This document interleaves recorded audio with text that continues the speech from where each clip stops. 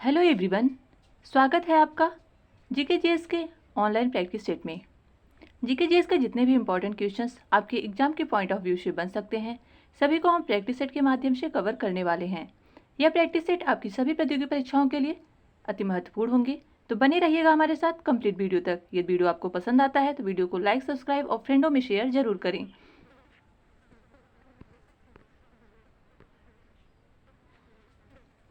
पहला क्वेश्चन है, लोकसभा चुनाव के लिए उम्मीदवार बनने की न्यूनतम आयु सीमा कितनी है?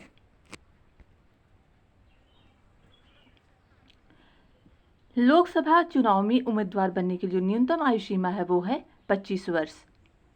Right answer option C. लोकसभा के बारे में हम अन्य फैक्ट्स देख लेते हैं। लोकसभा भारत का निम्न, लोकप्रिय व अस्थायी सदन है। इसके साथ ही साथ इसके सदस्यों का चुनाव भारत की जनता द्वारा प्रत्यक्ष रूप से किया जाता है और इसके सदस्य 5 वर्ष के लिए चुने जाते हैं। लोकसभा में सीटों की बात करें तो लोकसभा में वर्तमान में 550 सीटें हैं, जिसमें 530 राज्यों से और 20 संघ शासित प्रदेशों से। उत्तर प्रदेश में लोकसभा की सीटों की बात करें तो लोकसभा की सीट उत्तर प्रदेश में 80 हैं। याद रखिएगा सभी पॉइंट्स। लोकसभा निम्न, अस्थायी और लोकप्रिय सदन है, जिसकी न्यूनतम सीमा है उम्मीदवार बनने की 25 वर्ष। ये सदस्य 5 वर्ष के लिए चुने जाते हैं और किसके द्वारा? जनता द्वारा प्रत्यक्ष रूप से। और लोकसभा में जो सीटें हैं वो हैं 550, 530 राज्यों से और 20 केंद्र शासित प्रदेश से। और उत्तर प्रदेश में लोकसभा सीटों की संख्या कितनी है? 80। चलिए अगले क्वेश्चन पर चलते हैं। सॉफ्ट बैंक और फॉक्सकॉन टेक्नोलॉजी ग्रुप ने एक संयुक्त उपक्रम एसबीजी क्लीनेट टेक बनाया है, जो ग्रीन एनर्जी प्रोजेक्टों में 10 वर्षों में लगातार $20 बिलियन का निवेश करेगा। यानी आपको बताना है, सॉफ्ट बैंक और फॉक्सकॉन टेक्नोलॉजी ग्रुप ने संयुक्त उपक्रम एसबीजी टेक्निक बनाया है। यह किसके साथ मिलकर बनाया है? जो ग्रीन एनर्जी प्रोजेक्ट में 10 वर्षों में लगभग $20 बिलियन का निवेश करेगा।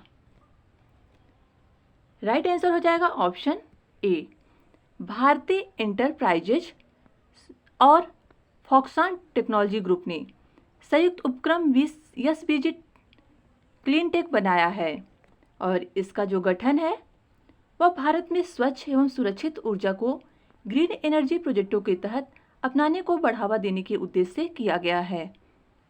Next question. अगला क्वेश्चन है, हमारे रुधिर में ऑक्सीजन का परिवहन एक प्रोटीन द्वारा होता है जिसका नाम है।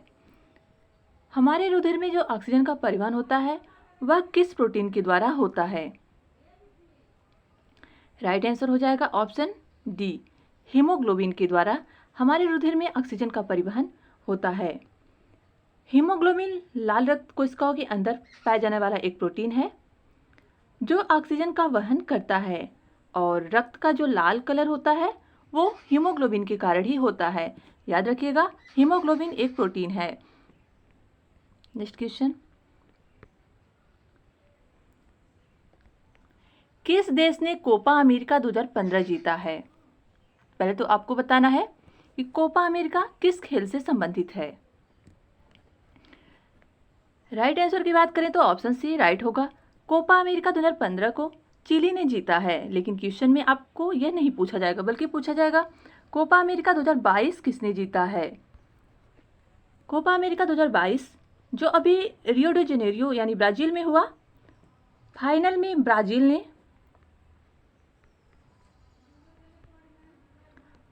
ने 3-1 से पेरू को हराकर 12 वर्षों बाद यह टूर्नामेंट जीत लिया है। याद रखिएगा, कोपा अमेरिका 2022 की जो विजेता है वो है ब्राजील। ब्राजील ने 3-1 से हराकर पेरू को 12 वर्षों बाद यह टूर्नामेंट जीत लिया है। और कोपा अमेरिका ये किस खेल से संबंधित है? फुटबॉल से। याद रखिएगा, फुटबॉल से।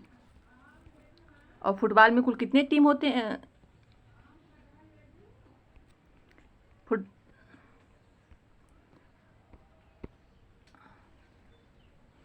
फुटबॉल में कुल खिलाड़ियों की संख्या कितनी होती है? 11, ये भी याद रखिएगा। और कोपा अमेरिका फुटबॉल से संबंधित है। 2022 में इसे ब्राज़ील ने जीता है पेरू को हराकर, और 2015 में जीता था चिली ने। नेक्स्ट क्वेश्चन, 16 अगस्त 1946 को प्रत्यक्ष कार्यवाही दिवस मनाया गया। 16 अगस्त 1946 को प्रत्यक्ष कार्यवाही दिवस किसके द्वारा मनाया गया है? राइट आंसर की बात करें, ऑप्शन सी राइट होगा, मुस्लिम लीग द्वारा। प्रत्यक्ष कार्यवाही दिवस मनाने का जो मुख्य उद्देश्य था वो था देश का विभाजन और एक नवीन राष्ट्र यानी पाकिस्तान का निर्माण। नेक्स्ट क्वेश्चन, चौरी चौरा घटना कब हुई थी?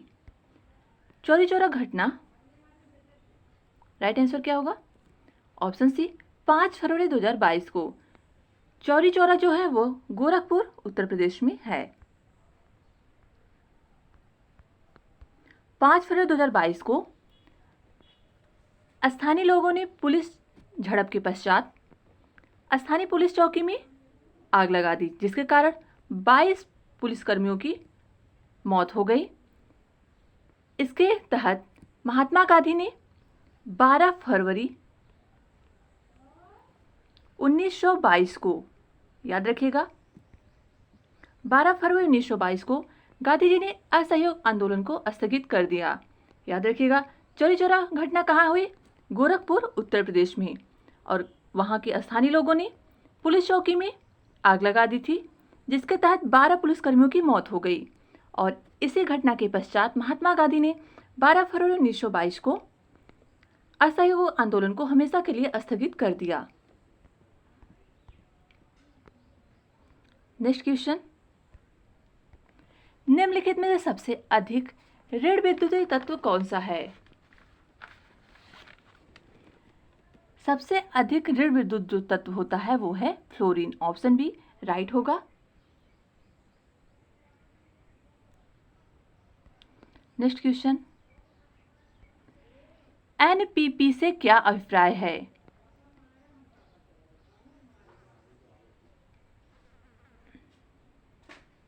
राइट आंसर हो जाएगा option B National Population Policy, यानी राष्ट्रीय जनसंख्या नीति। और राष्ट्रीय जनसंख्या नीति कब आई थी? फरवरी 2000 में। और इस जनसंख्या नीति का उद्देश्य क्या था? प्रजनन एवं शिशु स्वास्थ्य की देखभाल करना और स्वास्थ्य एवं सुविधाओं की बुनियादी ढांचों की आवश्यकता को पूरी करना। और राष्ट्रीय जनसंख्या नीति किसके द्वारा लाई गई थी? एम.एस. स्वामीनाथन, याद रखिएगा, एम.एस.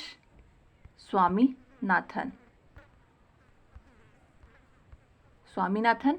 और फरवरी 2000 में लाई गई। और इसका फुल फॉर्म क्या होता है? नेशनल पॉपुलेशन पॉलिसी, यानी राष्ट्रीय जनसंख्या नीति। नेक्स्ट क्वेश्चन है, भारत की उच्चतम वार्षिक वर्षा कहां पर दर्ज की गई है? भारत में सबसे ज्यादा अगर वर्षा होती है वो होती है मानसीराम मेघालय में। यहाँ पर जो वर्षा होती है वो 200 सेंटीमीटर से अधिक होती है।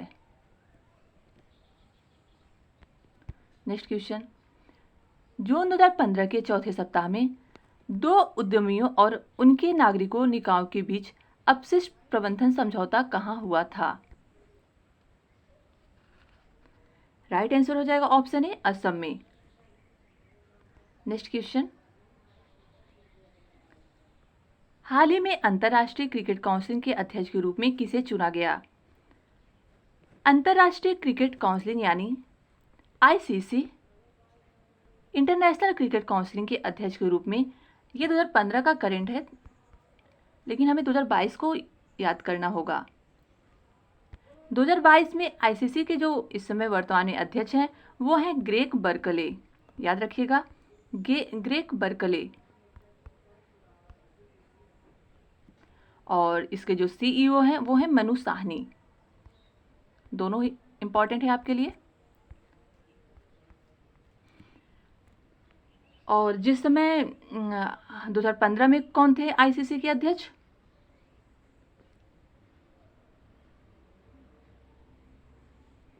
जहीर अब्बास थे। और वर्तमान में ग्रेग बर्कले हैं। और इस समय CEO है मनु शाहनी। ICC की बात करें तो ICC की स्थापना 1909 में हुई और इसका जो मुख्यालय है वो है दुबई यानी संयुक्त अरब अमीरात में। और वर्तमान में अध्यक्ष हैं ग्रेग बर्कले और ICC के CEO हैं मनु साहनी।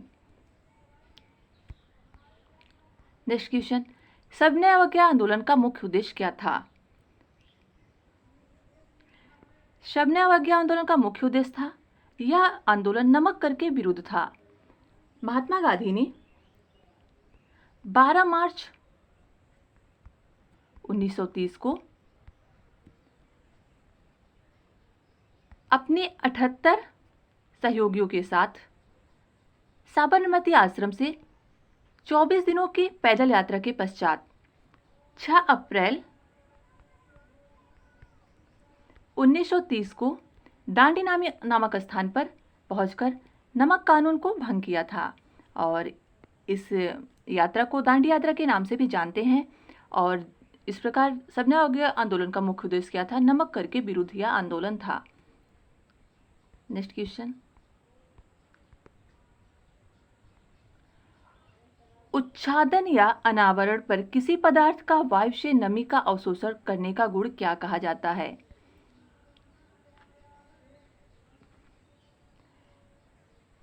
राइट आंसर हो जाएगा ऑप्शन बी, प्रस्वेदन। उच्छादन या अनावरण पर किसी पदार्थ का वायु से जो नमी अवशोषित किया जाता है उसे कहते हैं प्रस्वेदन। नेक्स्ट क्वेश्चन, अंतरराष्ट्रीय गमन यानी माइग्रेशन क्या है?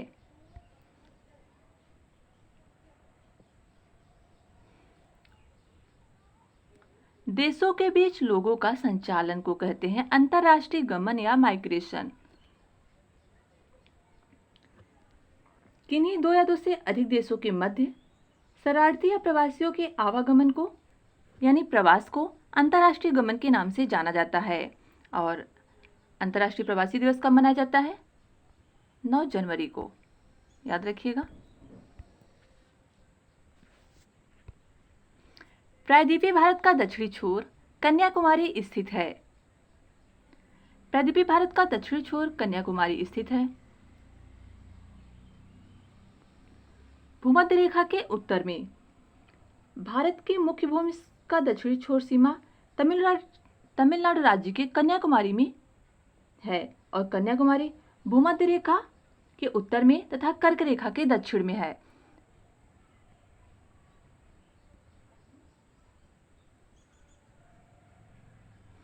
यहाँ पे है तमिलनाडु और यहाँ पे है कन्याकुमारी। भूमध्य रेखा यहाँ पे है, कर्क रेखा भारत के बीच होकर गुजरती है और इस प्रकार भूमध्य रेखा के उत्तर में है कन्याकुमारी जो भारत के प्रायद्वीपीय भारत का दक्षिणतम बिंदु है। और यहीं पर अरब सागर, बंगाल की खाड़ी और हिंद महासागर का मिलन बिंदु है यानी संगम है। याद रखिएगा, कन्याकुमारी में ही बंगाल की खाड़ी, अरब सागर और हिंद महासागर का संगम है और यह प्रायद्वीपीय भारत का दक्षिणतम बिंदु है जो भूमध्य रेखा के उत्तर में तथा कर्क रेखा के दक्षिण में स्थित है। नेक्स्ट क्वेश्चन, वह कौन सा स्थान है जहां अंतिम मुगल सम्राट बहादुर शाह जफर की मृत्यु हुई? अंतिम मुगल सम्राट बहादुर शाह की जफर की मृत्यु हुई थी म्यांमार रंगून में 1862 में। 1857 के नेतृत्व में इन्होंने 1857 के विद्रोह में भारतीयों का साथ दिया था और इसलिए इन्हें निर्वासित करके रंगून भेज दिया गया था। वहीं पर इनकी मृत्यु हो गई। नेक्स्ट क्वेश्चन, केंद्र सरकार के विकास व्यय में शामिल नहीं है।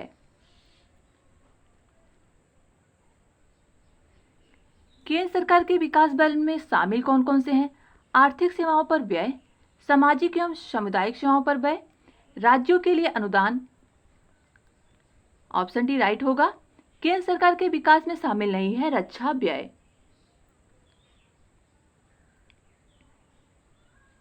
और रक्षा व्यय शामिल किस में है? रक्षा व्यय प्रतिवर्ष बजट के अंतर्गत दिया जाता है। याद रखिएगा, जब भी बजट आता है उसमें रक्षा व्यय का वर्णन होता है और अन्य जो शामिल हैं वो भी हो सकता है एग्जाम में पूछ ले। नेक्स्ट क्वेश्चन, नेपाल भूकंप त्रासदी के दौरान भारत सरकार द्वारा संचालित किए गए बचाव कार्य यानी रेस्क्यू ऑपरेशन को कौन सा नाम दिया गया? नेपाल भूकंप त्रासदी के दौरान जो भारत सरकार द्वारा संचालित बचाव कार्यों के लिए जो नाम दिया गया था रेस्क्यू ऑपरेशन का, वो था ऑपरेशन मैत्री। याद रखिएगा, ये क्वेश्चन इंपॉर्टेंट है। इसके साथ ही साथ आपको जानना होगा कि ऑपरेशन गंगा क्या है। ऑपरेशन गंगा क्या है? भारत सरकार द्वारा मानवीय सहायता प्रदान करने के लिए यूक्रेन पर 2022 के रूसी आक्रमण के बीच भारतीय नागरिकों को यूक्रेन से निकालने के लिए जो चलाया गया अभियान था सशस्त्र बलों द्वारा, उसे क्या कहते हैं? ऑपरेशन गंगा। और ऑपरेशन देवी शक्ति भी याद रखना होगा। ऑपरेशन देवी शक्ति क्या है? अफगानिस्तान से भारतीय नागरिकों को विदेशी नागरिकों निकालने के लिए भारतीय सशस्त्र बल द्वारा जो चलाया गया ऑपरेशन था उसे ऑपरेशन देवी शक्ति, सभी याद रख लीजिए, ऑपरेशन देवी शक्ति। ऑपरेशन मैत्री क्या है? नेपाल में भूकंप त्रासदी के दौरान भारत सरकार द्वारा संचालित रेस्क्यू ऑपरेशन, ऑपरेशन मैत्री। ऑपरेशन गंगा क्या है? यूक्रेन से भारतीयों को निकालने के लिए जो उन्हें सहायता प्रदान करने के लिए जो ऑपरेशन चलाया गया उसे ऑपरेशन गंगा कहते हैं। और ऑपरेशन देवी शक्ति क्या है? जब अफगानिस्तान पर तालिबानियों ने कब्जा कर लिया, उसके पश्चात वहां से भारतीयों एवं अन्य विदेशी नागरिकों को निकालने के लिए जो ऑपरेशन चलाया गया था भारत के सशस्त्र बलों द्वारा, उसे कहते हैं ऑपरेशन देवी शक्ति। तीनों ही ऑपरेशन आपको ध्यान रखना होगा। नेक्स्ट क्वेश्चन, निम्नलिखित में से कौन कैबिनेट स्तर का होता है?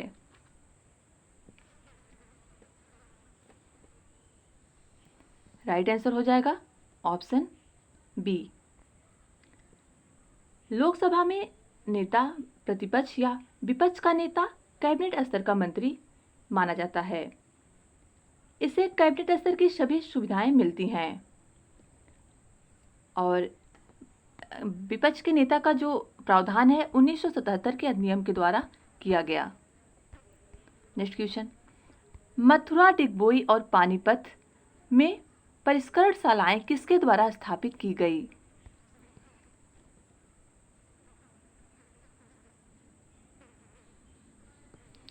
राइट आंसर हो जाएगा option D, Indian oil corporation limited.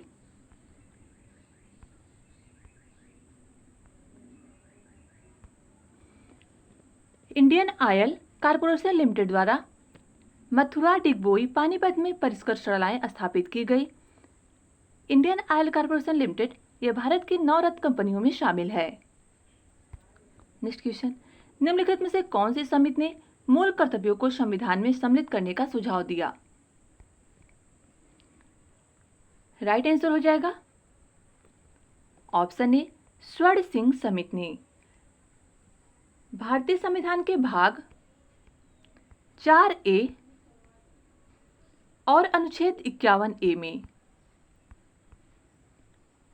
नागरिकों के लिए मूल कर्तव्यों का वर्णन किया गया है और इन कर्तव्यों को भारतीय संविधान में शामिल कब किया गया? 42वें संवैधानिक संशोधन 1976 के द्वारा। और किस समिति के सुझाव पर? स्वर्ण सिंह समिति के सुझाव पर। और जब ये शामिल किया गया था उस समय कितने मूल कर्तव्य थे? 10। 66वां संवैधानिक संशोधन 2002 द्वारा, याद रखिएगा 66वें संशोधन 2002 द्वारा 11वां मूल कर्तव्य जोड़ा गया, जिसमें 6 से 14 वर्ष तक के बच्चों को शिक्षा प्राप्त करने का उत्तरदायित्व अभिभावकों को दिया गया। यानी शिक्षा देने का जो उत्तरदायित्व है वो अभिभावक करेंगे। नेक्स्ट क्वेश्चन, दालें किसका अच्छा स्रोत होती हैं?